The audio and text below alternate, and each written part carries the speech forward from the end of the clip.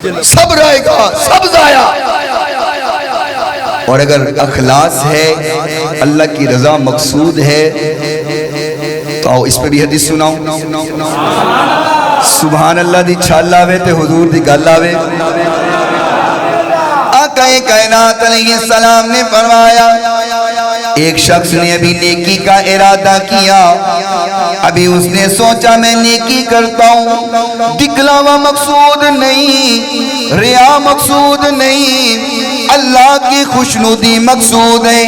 ابھی اس نے ارادہ کیا، نیکی نہیں کی، اللہ فرماتا ہے میرے فرشتوں اس کی نیکی لکھ لو۔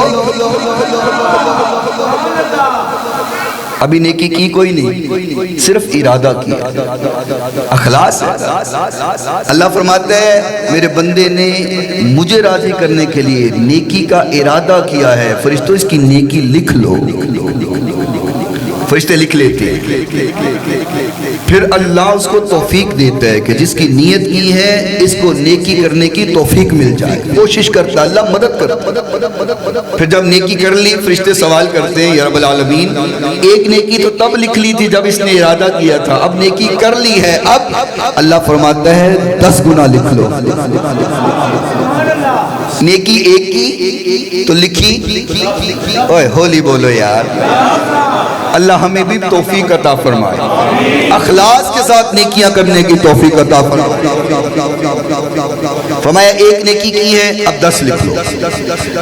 ایک اور حدیث میں فرمایا 70 گنا لکھ لو۔ ایک اور حدیث فرمایا 100 گنا لکھ لو۔